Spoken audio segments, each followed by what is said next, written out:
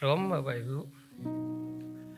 Tuhan, Pak Gembala tidak bersama-sama dengan kita pagi hari ini karena beliau sedang ada di luar pulau. Baik Bapak Ibu, kita akan masuk dalam firman Tuhan yang saya beri judul Menjual Yesus. Ada tanda petik di situ dan mungkin topik ini kita apa maksudnya gitu ya, menjual Yesus. Apakah kita seperti Yudas jualan Yesus gitu ya, lalu kita tinggalkan Tuhan Yesus, atau orang rela jual Yesus karena menikah beda agama, atau orang rela jual Yesus karena karir, karena harta dan lain sebagainya. Tentu topik ini tidak seperti yang kita pikirkan. Nah, topik ini saya dasari dari perumpamaan tentang uang mina yang terambil dari Lukas 19 ayat 11 sampai 27. Tentu kita tidak usah baca. Kisah ini kalau Bapak Ibu buka di Alkitab yang ada di handphone atau Alkitab biasa juga sama sebenarnya, di bawah judul itu selalu ada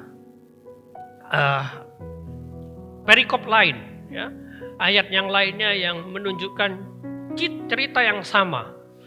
Di HP pun ada begitu ya. Tapi menurut saya ini salah begitu ya. Karena ini direferensikan ke cerita tentang talenta. Gak apa-apa Bapak Ibu, karena itu yang bikin bukan teks aslinya, itu yang bikin LAI gitu ya. Yang bikin Lembaga Alkitab Indonesia. Wajar kalau salah.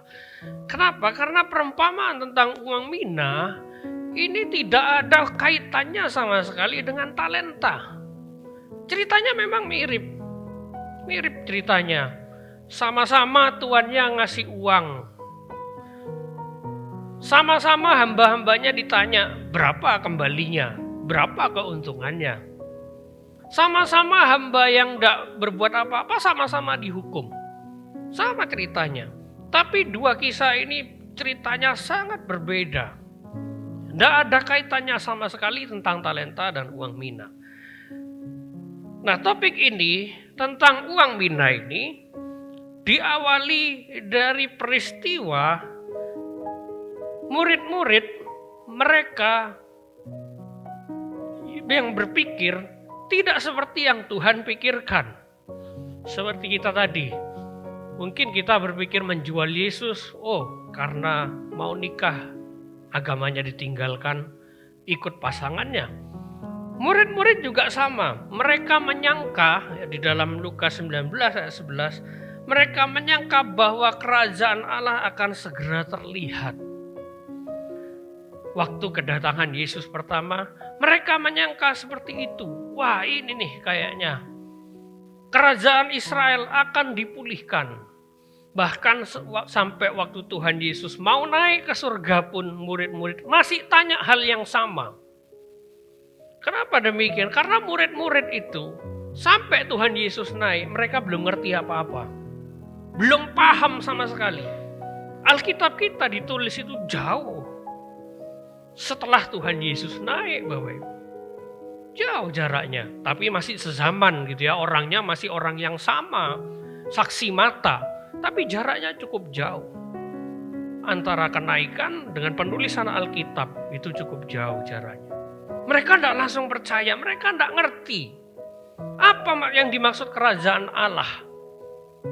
Karena mereka menyangka itu harus kerajaan di bumi. Bahkan sampai sekarang pun orang Yahudi masih berpikir hal yang sama. Nah, pemikiran mereka ini bukan sekedar asal-asalan mereka nyangka seperti enggak. Tapi kalau kita baca kisah sebelumnya, kisah di atasnya, bahkan pasal sebelumnya, itu banyak cerita yang seakan-akan pemikiran mereka betul. Sebelumnya kita lihat tentang peristiwa tentang Sakeus. Tuhan bilang keselamatan, anak manusia datang menyelamatkan. Peristiwa sebelumnya Tuhan Yesus menyembuhkan orang buta. Dia bilang, imatmu menyelamatkan engkau. Peristiwa sebelumnya lagi, Tuhan bilang tentang Yerusalem. Segala sesuatu yang ditulis para nabi akan digenapi. Peristiwa sebelumnya lagi, Tuhan bicara tentang kerajaan Allah. Ini akan terima hidup kekal. Peristiwa sebelumnya lagi, Tuhan bilang, engkau akan beroleh harta di surga. Ikut aku. Jadi peristiwa-peristiwa ini dan masih banyak.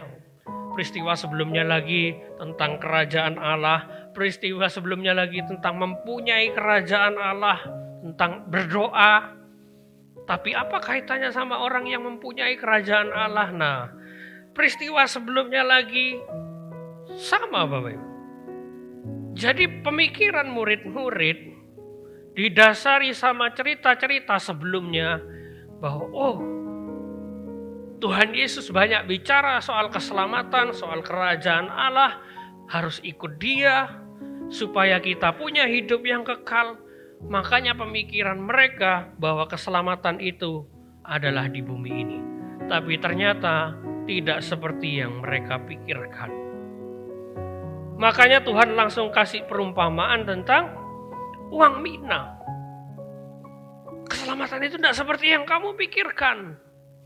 Belum sekarang, waktunya belum. Bapak Ibu yang ikut PA pasti sudah tahu, kenapa butuh 6.000 tahun? Kenapa butuh 6 hari? Karena ada banyak nubuatan yang Tuhan buat. Dan Tuhan harus menggenapi semuanya. Tidak segampang itu, ketika manusia jatuh dalam dosa terus langsung tak selamatkan aja. Kenapa Tuhan tidak mencegah setan itu menggodai Adam sama Hawa? Nah, semua itu ada aturannya. Walaupun Tuhan berdaulat, tapi Tuhan itu tidak pernah melanggar aturannya sendiri. Gak pernah. Mana ada Tuhan melanggar aturannya sendiri? Tuhan tidak pernah melanggar aturannya sendiri. Kalau agama lain ya biarin aja. Jadi perumpamaan tentang uang mina adalah gambaran tentang keselamatan yang tidak sama seperti pikiran manusia pada umumnya. Karena umumnya manusia berpikir seperti ini. Keselamatan itu harus diusahakan, harus dikejar. Harus berusaha. Semua agama, kecuali 2, Yudaisme dan kekristenan. Kita dengan Yahudi ada samanya, sedikit aja. Soal keselamatan mirip, bahwa keselamatan itu tidak usah diusahakan, tidak usah dikejar. Kenapa? Tuhan yang mengusahakan, kok ngapain kita kejar? Lah kan lucu. Kalau Tuhan sudah berusaha turun ke dunia ini, rela mati bagi kita, kok kita masih usahakan, ngapain? Kita tidak bisa menyelamatkan diri kita sendiri. Gimana caranya kita mau ke surga? Gimana caranya? Nggak bisa. Harus dari surga itu. Jadi agama-agama di dunia ini memandang bahwa keselamatan itu harus diusahakan. Sedikit perbedaan dengan Yudaisme. Yudaisme bilang, iya keselamatan itu tidak usah diusahakan, tapi keselamatan itu turun ke dunia ini. Harus ada berkat jasmani, harus kita kaya, harus kita jadi tuan dari segala-galanya. Itu bedanya kita dengan Yahudi. Belum lagi sosok Mesiasnya, ya masih ada banyak ternyata. Perbedaan soal keselamatan dan detailnya. Tapi tentang keselamatan itu diusahakan atau dikejar, kita sama dengan orang-orang Yahudi. Keselamatan itu tidak harus dikejar. Karena Tuhan yang datang. Jadi salvation only from heaven. Keselamatan itu harus dari surga. Dan satu-satunya tokoh agama yang dari surga adalah Jesus. Jesus itu from heaven. Gak ada tokoh agama manapun yang dari surga. Sebutkan Bapak Ibu. Kalau ada, Satu tokoh yang berani bilang, saya datang dari surga. Cuma Yesus kan yang berani klaim. Kenapa? Karena memang dia dari surga. Kalau dia tidak klaim itu, orang-orang Yahudi gak mungkin marah sama dia. Dia bilang, ego eimi, aku adalah aku, dia bilang gitu. Aku itu Tuhan, dia bilang gitu. Makanya orang Yahudi marah, mau dilempari batu. Jadi Yesus bilang dirinya Tuhan itu sangat banyak. Kalau enggak, ngapain orang Yahudi marah-marah? Itu hukumannya mati. Jadi keselamatan itu harus dari surga. Dan makanya Bapak Ibu, agama-agama lain, nabi-nabi lain, tokoh-tokoh agama lain berusaha mencapai ke surga. Mereka bilang, aku pernah ke surga. Aku pernah naik turun ke surga 40 kali katanya. Naik turun surga, hebat sekali ini Bapak. Wah, kayak naik lift gitu ya ke surga 48 kali. Ada yang bilang sesudah mati aku ke surga. Mereka berusaha klaim itu. Loh kenapa? Karena keselamatan itu harus dari surga. Nah celakanya beberapa hari ini ada yang nanya sama saya, gimana itu di Kristen sendiri ada yang bilang pernah ke neraka. Nah ini waktu ditanya itu, lah saya tanya baik, emang nerakanya sudah ada? Bingung dia. Iya ya, emang nerakanya sudah ada. Lah belum ada yang dihukum kok. Kan kita belum dihukum, ketika mati orang itu belum dihukum. Loh kenapa? Penghakiman itu nanti Bapak. Bukan sekarang. Orang mati tidak langsung dihakimi. Penghakiman itu nanti. Baru dihukum. Ya kita wajar aja hidup di tengah lingkungan mayoritas muslim yang punya pemikiran demikian. Oh, aku pernah ke neraka, lihat kamu disiksa sama setan. Nah, coba bayangin Bapak Ibu.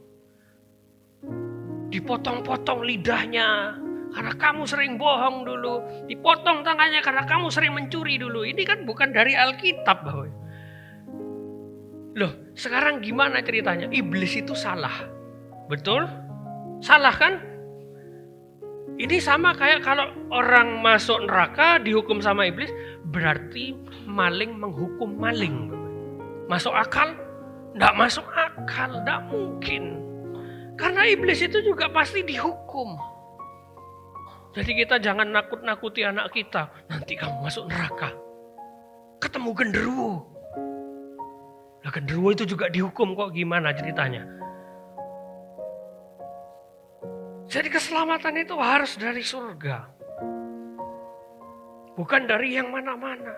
Karena Tuhan bilang aku adalah Alfa dan Omega. Firman Tuhan Allah. Yang ada dan yang sudah ada dan yang akan datang.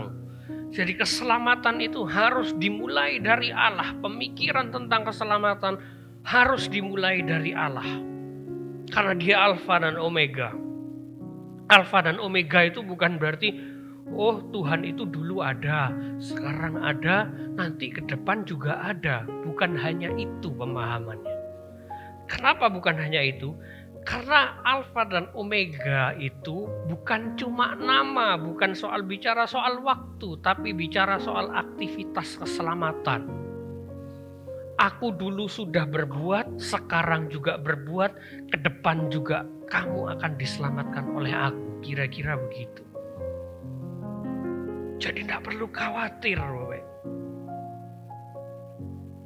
Tentang keselamatan kita. Kenapa? Karena Tuhan dulu sudah pernah menyelamatkan. Sekarang pun kita selamat. Kedepan pun Tuhan pasti akan menyelamatkan. Amin. Sudah percaya diselamatkan Bapak Ibu? Harus yakin. Makanya Tuhan Yesus waktu di Yohanes 12 ini berantem sama orang banyak. Kamu bilang Mesias itu akan hidup selama-lamanya. Nah, jadi dari kalimat ini saya menangkap sebuah pesan bahwa Kristus itu adalah pusat dari keselamatan dan kekristenan. Tidak ada jalan lain, Karena dia menjelajahi garis waktu manapun. Karena dia sudah ada, sekarang ada, dan yang akan datang ada. Ini bedanya sama Yudaisme. Mesias mereka mati. Mesias kita tidak bisa mati. Celakanya, nah ini celakanya lagi. Di gereja-gereja Kristen, event paling besar itu Natal. Betul? Wah, anggaran Natal itu paling gede. Itu umum. Besar sekali. Kenapa? Karena Desember banyak diskon, Bapak Ibu. Nah, duitnya masuk gereja semua, anggaran Natalnya membengkak gitu. Paskah, ya lumayan lah. Lumayan rame gitu ya. Tapi hari kenaikan Tuhan sepi. Dirayakan hanya biasa aja. Padahal kalau Tuhan Yesus lahir, mati, bangkit, tidak naik, coba, ayo. Tidak naik ke surga. Kita semua tidak selamat. Tidak selamat. Oke, Tuhan Yesus lahir, mati, bangkit, naik ke surga. Tapi tidak datang lagi, Bapak. Sama aja. Kita tidak selamat. Jadi ini satu paket yang nggak bisa dipisahkan satu dengan yang lainnya. Harusnya gereja-gereja nggak boleh upah Natal lebih gede. Nggak boleh, semua sama. Ini satu paket. Oh ya kalau nggak lahir kan, iya pasti. Memang Tuhan Yesus sendiri bilang, mana Tuhan Yesus pernah bilang, ingatlah hari kelahiranku. Makanya kacau kan, kalau suruh ngitung hari kelahiran Tuhan kan, semua punya perhitungan sendiri-sendiri. Ada yang 25 Desember, ada yang 6 Januari, ada yang 1 Januari. Saya punya hitungan sendiri, saya malah akhir September atau awal Oktober. Mana yang betul? Nggak penting. Nggak penting. Karena Tuhan sendiri nggak pernah bilang, ingatlah hari kelahiranku. Nggak pernah dia bilang, ingatlah hari kematianku. Paskah itu harus lebih besar daripada yang lainnya. Kenapa? Lu semua pasti lahir kok. Kalau nggak lahir kan nggak ada pemikiran apa-apa. Jadi mari kita adil sama Tuhan. Nah, perumpamaan uang mina itu tidak sama dengan perumpamaan talenta. Kisahnya mirip. Kalau Bapak Ibu buka di HP itu, setelah judul ada ayatnya, itu ditutul, dia akan pindah ke perumpamaan tentang talenta. Tapi padahal tidak ada korelasinya sama sekali. Beda fokus kisah ini. Pesannya juga sangat berbeda. Nah, apa pesan dari perumpamaan tentang uang mina, Bapak Ibu? Kalau kita bicara soal kisah tentang talenta, pasti fokusnya adalah kepada orang yang terima tentang talenta. Kisah ini juga mirip, fokusnya sama hamba-hambanya. Wah, kita kalau tidak mengembalikan talenta kita dibilang hamba yang jahat. Sama kisah ini juga sama. Kalau kita tidak mengembalikan uang mina kita akan dihukum.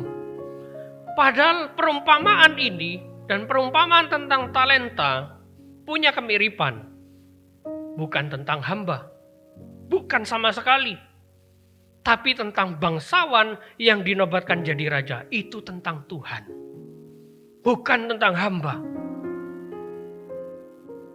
Karena firman Tuhan itu bukan bicara tentang kita, Bapak Ibu. Tapi tentang Tuhan kan? Tentang Tuhan. Jadi Alkitab kita itu ditulis bukan tentang kita. Tetapi tentang Tuhan untuk kita. Tentang Tuhan untuk kita. Supaya kita juga hidup untuk Tuhan. Jadi jangan cari-cari mana ya tentang aku di Alkitab. Oh, namanya sudah Alkitab ya, ini dicari ceritanya di Alkitab. Yang mau baptis cari nama di Alkitab. Tapi perbuatannya Tidak sama seperti di Alkitab, Bapak Ibu.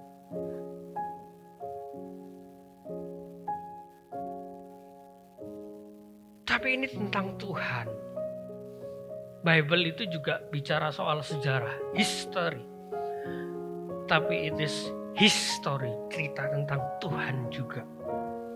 Bukan hanya sejarah, tapi itu cerita tentang Tuhan. Bukan tentang kita, tapi tentang Tuhan untuk kita.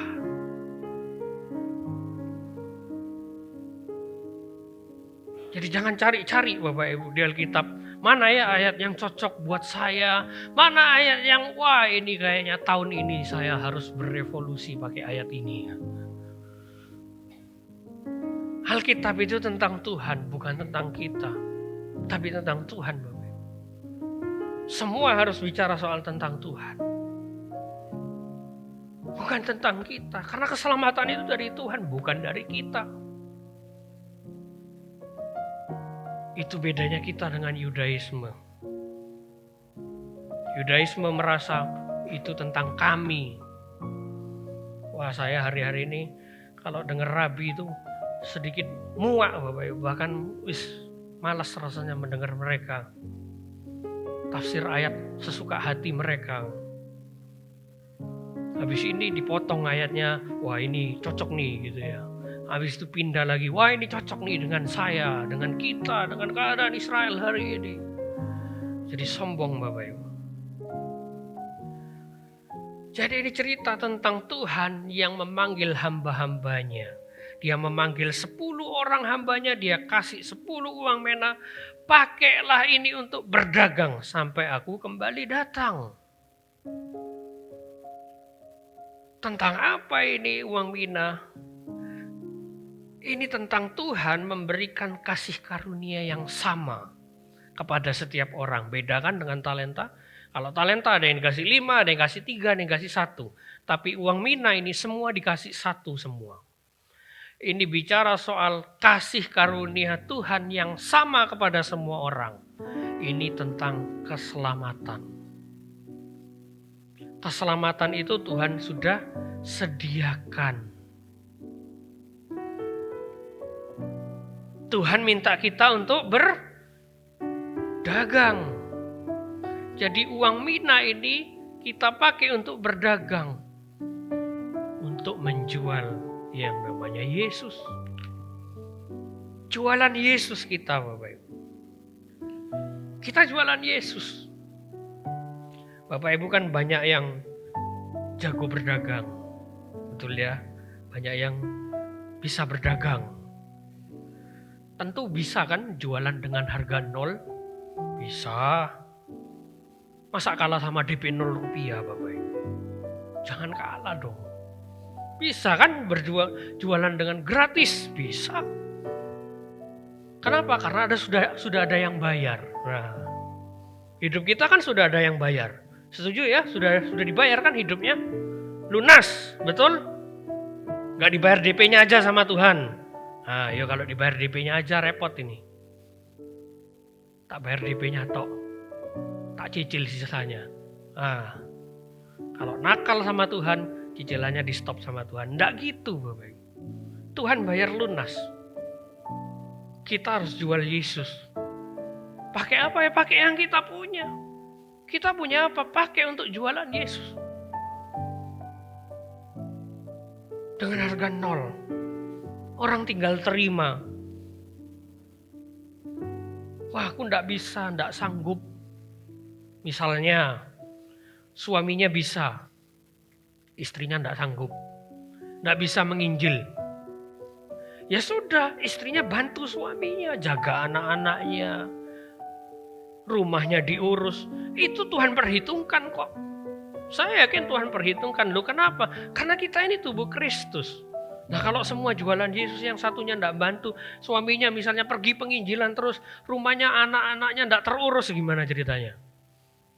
Nah, semua itu Tuhan perhitungkan. Jadi kita jangan minder, wah aku di rumah ini ngapain cuma cuci piring, cuma ngerawat anak. Loh, Kalau kita sedang membantu pasangan kita yang pergi di luar sana pelayanan, itu sama saya yakin pahalanya. Tuhan itu adil. Tidak mungkin Tuhan itu tutup mata. Oh, saya cuma bisa doa, cuma bisa tergeletak. Bukan menggeletakkan diri atau rebahan ya. Ya kirimkan doa kita. Karena kita dibagi punya talenta masing-masing. Pakai itu untuk jual Yesus. Karena kita harus bawa dunia kepada Kristus. Dan membawa Kristus kepada dunia. Ini tujuan utamanya, Bapak. Dari perumpamaan uang mina. Tuhan tidak main-main tentang perumpamaan uang mina. Benar, dia tidak main-main. Dia katakan kalau hamba itu tidak berhasil, bunuh dia. Wah, ngeri Bapak Ibu. Tuhan bilang di ayatnya, kamu tahu kan aku orang yang keras. Bapak Ibu nanti baca di rumah. Tuhan bilang, aku ini raja yang keras. Dia bilang, terjadilah sesuai ucapanmu. Karena ada hamba yang bilang gitu. Aku kira kamu keras Tuhan. Tuhannya bilang, terjadilah sesuai perkataanmu. Oke, aku keras. Kenapa kamu udah tahu aku keras? Kenapa kamu tidak berbuat seperti itu? Nah, jadi Tuhan tidak main-main soal membawa dunia kepada Kristus dan membawa Kristus kepada dunia. Kalau Bapak Ibu baca Matius 28, amanat agung, jadikanlah semua bangsa murid, baptislah mereka. Itu bukan kata-kata himbauan Bapak Ibu. Ya wis, lakukan, tidak dilakukan, tidak apa-apa. Itu perintah. Dan yang namanya perintah, apalagi yang merintah raja, kalau tidak dilakukan hukumannya mati Bapak Ibu. Itu perintah. Takut gagal. Gimana kalau orang itu tidak terima Yesus? Bukan kita yang gagal. Ukuran keberhasilan penginjilan itu bukan tentang dia terima Yesus, bukan. Tapi pesan kita sampai kepada dia. Itu ukurannya. Urusan dia mau terima enggak, urusan dia.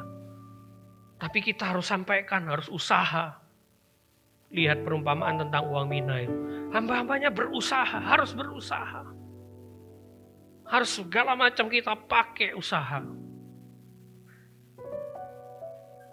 Ngomong sama orang kayak lewat sosial media, kayak lewat mana, kayak harus usaha. Usahakan. Tentu ini kita harus punya yang namanya belas kasihan. Kasihannya orang ini tidak selamat nanti. Nah, itu yang harus jadi motor kita. Punya hati yang belas kasihan.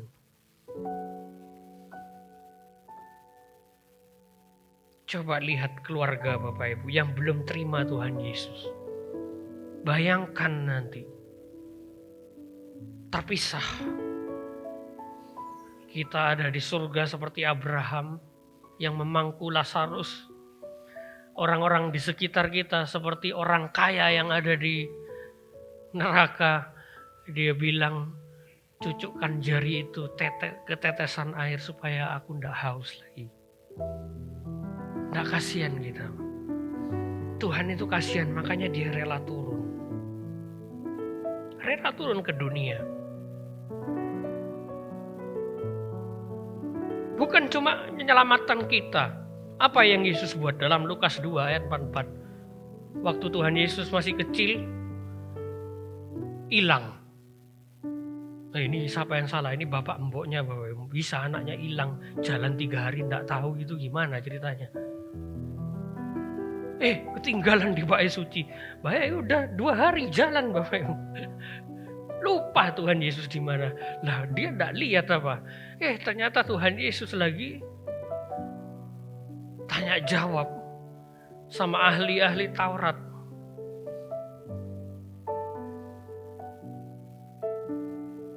Ya kita diskusi sama seperti Tuhan. Bukan cuma menyelamatkan, tapi Tuhan juga berdiskusi, terlibat aktif. Kenapa? Karena kita yang harus mengajarkan tentang Yesus Bapak Ibu. Bukan orang lain. Loh, karena kita yang dipercayakan firman Tuhan kan, yang dipercayakan tentang siapa Yesus itu kan kita. Mana agama lain diajarkan tentang Yesus? Oh ada, Muslim itu ada, itu Al-Qur'annya tentang Isa semua. Iya, Isa itu tidak sama dengan Yesus. Ceritanya aja aneh. Tuhan Yesus bikin burung dari tanah coba. Buat apa? Apa emang Tuhan Yesus mau ikut ando-andoro? Kan tidak mungkin Bapak. Apa faedahnya? Ceritanya beda Bapak. Kita yang harus tahu banyak tentang Yesus dan beritakan tentang siapa Yesus itu. Lihat Tuhan Yesus ini, dia yang mengajukan pertanyaan. Karena dia ngerti siapa Tuhan. Jadi kita perlu nambah pengetahuan kita tentang Yesus. Tuhan bilang apa waktu dia kecil? Aku harus ada di rumah Bapakku. Dia harus terlibat aktif dalam proses keselamatan orang lain. Ngomong dengan orang lain. Saya tidak jago ngomong, tidak bisa ngomong. Nanti tidak bisa ngomong beneran loh. Sama Bapak, saya juga tidak berani ngomong. Bukan orang yang bisa ngomong dengan enak, dengan bijak gitu. Jauh dari itu. Tahu sendiri kan karakter saya kayak gimana. Tidak suka saya akan langsung ngomong Bapak. Keras, kasar lagi. Saya bukan orang yang bijak untuk ngomong. Tapi kalau waktunya harus ngomong, harus ngomong. Doa seperti Musa berdoa. Tuhan, aku tidak bisa ngomong. Doa seperti Yeremia juga tidak bisa ngomong. Tuhan, aku masih muda tidak bisa ngomong. Saya selalu kalau diminta gitu, saya selalu doa yang sama. Tuhan, kau bisa kasih Musa ngomong sama Firaun. Aku juga pasti bisa ngomong sama Firaun yang ada di dunia ini. Tuhan, kau bisa kasih lidah seperti Yeremia. Kau juga bisa kasih aku lidah sama seperti Yeremia. Ngomong ke bangsa Israel. Ngomong ke siapapun yang salah. Oh Tuhan pasti kasih kemampuan Bapak. Jadi kita tidak perlu minder. Semua itu Tuhan sudah sediakan.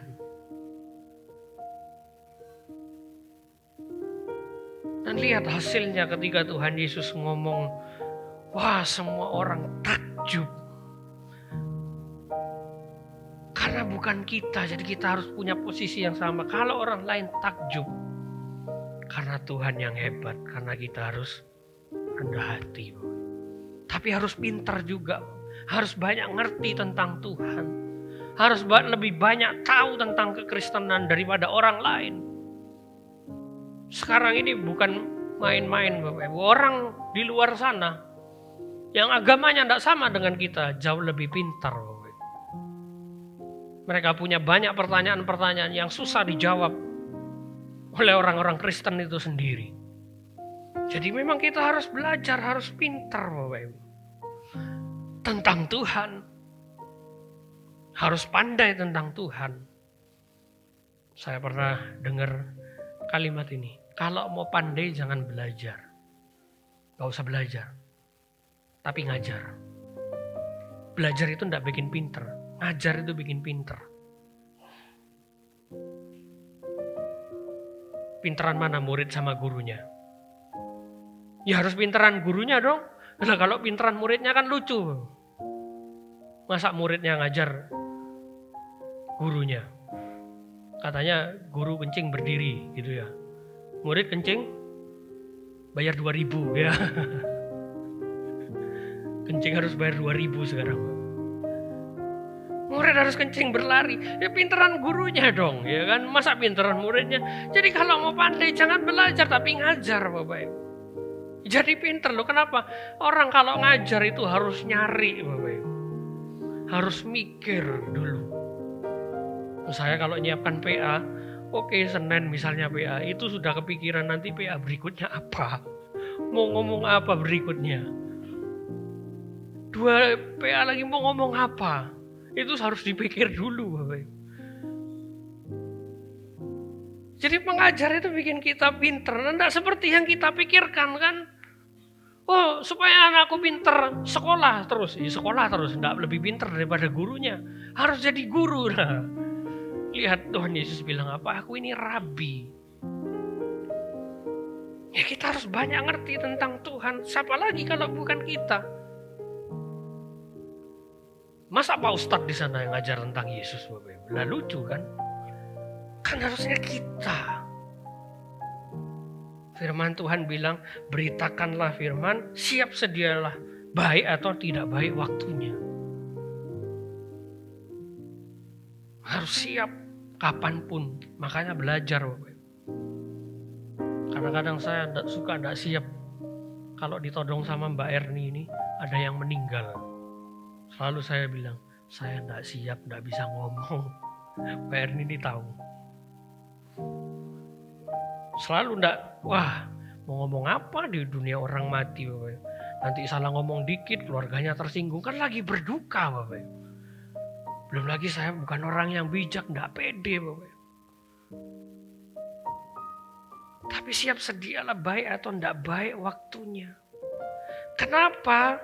Karena akan datang waktunya orang tidak lagi mau terima ajaran sehat. Mereka cuma mau terima sesuai telinganya mereka.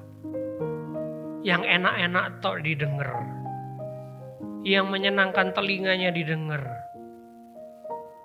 Tentang berkat.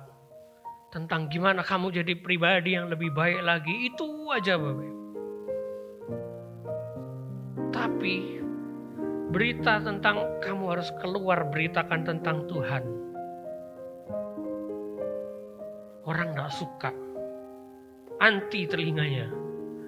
Kenapa? Lu karena harus berjuang Bapak Ibu. Menahan malu. Menahan pertanyaan yang kita gak bisa jawab. Kemarin lusa saya bikin video di TikTok Bapak Ibu. Ditanya terus sama istri saya, loh kok mukanya gak kelihatan, cuma mulutnya aja sama bajunya gitu. Malu aku tak bilang, gak pede gitu ya. Gak pede. Tapi harus dijalankan Bapak. Tuhan tegur saya, kau malu sama wajahmu sendiri gitu. Itu aku yang ngasih gitu. Walaupun jelek gitu ya. Kan bukan wajahmu, yang penting omonganmu oke Tuhan. Oh itu berapa kali saya syuting Bapak Ibu. Saya pakai kacamata, saya lepas lagi, saya pakai lagi. Oh pakai kacamata hitam nih biar ganteng. Ternyata wah jelek juga ya, memang bukan orangnya gitu ya. Ditipu gitu. Saya punya timbangan di rumah itu. Kalau nimbang itu langsung ketahuan. Wah ini bodinya seperti apa. Tulisannya model, type. Seperti model Bapak Ibu. Wah ini pemikiran-pemikiran kayak gini harus dibuang Bapak Ibu. Kenapa? Yang penting apa yang kita bicarakan. Karena orang tidak lagi terima ajaran sehat. Yang penting apa yang kita omongkan. Orang memalingkan telinganya dari kebenaran. Buka jalan bagi dongeng. Lebih percaya dongeng. Nanti kamu kalau tidak melakukan ini masuk neraka. Yang suka bohong lidahnya dipotong. Yang suka mencuri tangannya dipotong. Nah yang suka tidur, apanya yang mau dipotong Tuhan? Bingung. Ya.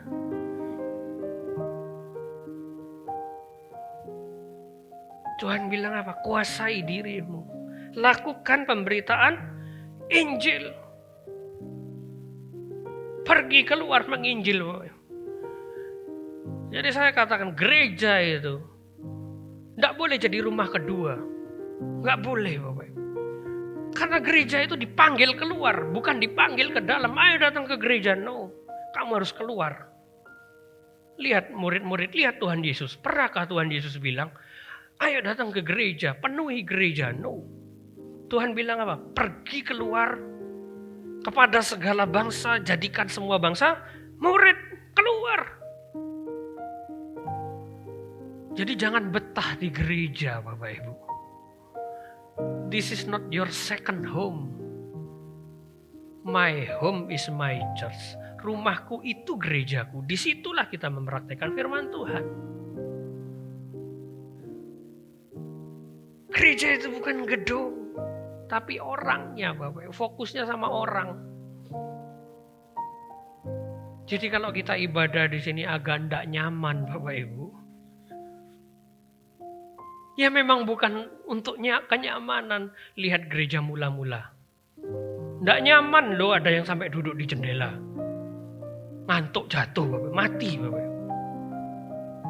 Makanya jangan ngantuk Bapak Ibu sekarang. Nanti jatuh, nah kayak cerita itu. Jangan ngantuk. Nah, Om Doni di depan udah ngantuk. Ngantuk atau kepedesan makan permen gitu ya. Kuasai diri. Beritakan Injil Bapak Ibu. Jangan sampai kita jadi hamba yang menyanyiakan, harus jadi hamba yang setia. Dari ayatnya dibilang hamba yang ketiga itu datang, Tuhan ini uang Tuhan, inilah uang, inilah mina Tuhan. Aku telah nyimpannya dalam sapu tangan. Sapu tangan itu kata aslinya itu saudarion. Tahu saudarion itu apa Bapak? Itu kain kafan Bapak. Artinya apa? Kalau kita cuma nyimpen keselamatan kita, pokoknya aku tok yang selamat. Orang lain babanor apa? Biarin, cari sendiri. Bukan tugasku, tugasnya orang lain. Lihat ayat ini bicara apa? Itu mati. Mati tidak ada artinya. Jadi jangan kita bilang aku terlalu sibuk sampai tidak sempat jualan Yesus. Terlalu sibuk menjaga keselamatan. Aku sendiri lo tidak yakin aku diselamatkan. Makanya aku sendiri ini harus berusaha. Makanya Tuhan itu kasih keyakinan Bapak Ibu. Keselamatan itu pasti di dalam Yesus. Itu pasti.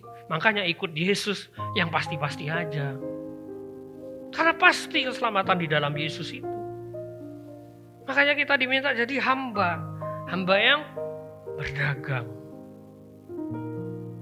Jangan jadi hamba yang begadang, tidak ada artinya Bapak Ibu. Berdagang. Jangan cuma begadang, tidak ada artinya Bapak Ibu. Tuhan tidak main-main. Loh kenapa? Karena kita sudah diselamatkan.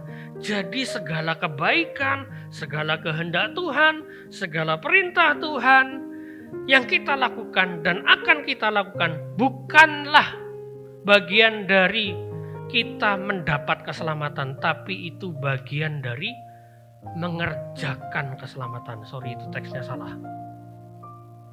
Kebalik. Apapun yang kita lakukan itu bukan supaya kita selamat, tapi karena kita diselamatkan. Kita tidak dipanggil untuk mempertahankan keselamatan, melainkan untuk membagikan keselamatan. Kita tidak dipanggil untuk takut kehilangan keselamatan, melainkan untuk mengerjakan keselamatan dengan takut dan gentar. Maksudnya apa? Dengan takut dan gentar. Jangan-jangan takut dan gentar itu, jangan-jangan kita tidak diselamatkan. Nah, makanya buktikan Bapak Ibu. Kalau kita sudah diselamatkan, harus ada buktinya. Buktinya apa? Lakukan apa yang Tuhan perintahkan. Itu buktinya bahwa kita sudah diselamatkan. Tuhan bilang apa sama hamba-hamba itu? Kepada orang itu, baik sekali perbuatanmu ini hamba yang membuahkan uang mina itu. Baik sekali perbuatanmu, hai hamba yang baik. Engkau telah setia dalam perkara kecil. Karena itu terimalah kekuasaan atas 10 kota. Di sini saya berpikir, apa ini Tuhan? Suruh dagang pakai uang, dikasih kekuasaan 10 kota. Wah, berarti kalau aku menginjil nih, wah nanti aku jadi gubernur ini. Gitu kan. Pemikiran saya gitu Bapak Ibu. Oh iya dong, saya sudah menginjil Tuhan, masa saya tidak jadi gubernur kan itu. Kalau bisa jadi presiden. Ternyata bukan itu Bapak Ibu. Amsal bilang, orang sabar melebihi seorang pahlawan. Orang yang menguasai diri melebihi orang yang merebut kota. Apa kaitannya? Tadi saya sudah sampaikan ayat. Kuasailah dirimu. kita mau beritakan Injil itu harus menguasai diri. Kalau tidak menguasai diri gimana caranya, Bapak? Kan kita harus jadi baik dulu. Memperbaiki apa yang kurang dari kita. Nah, kalau kita sendiri sangat jauh dari yang namanya sifat-sifat Kristus, gimana kita mau beritakan Injil? Paling tidak di bawahnya sedikit. Sedikit aja. Tapi berusaha sebaik mungkin kita jadi baik, menguasai diri. Apalagi nggak males. Males beritakan, nanti ribut sama orang. Nanti didebat, nanti ditanya. Loh ya itu memang Bapak. Lihat Tuhan Yesus waktu dia 12 tahun. Dia ditanya sama alim ulama. Tapi nggak keder. Jadi memang harus menguasai diri, punya kepintaran, keberanian, nyali. Dan berusaha jadi orang yang lebih baik. Kenapa Bapak? Katakan ini, saya adalah hamba, bukan hama kekristenan. Kita itu hamba, bukan hama. Amin. Warta Jemaat.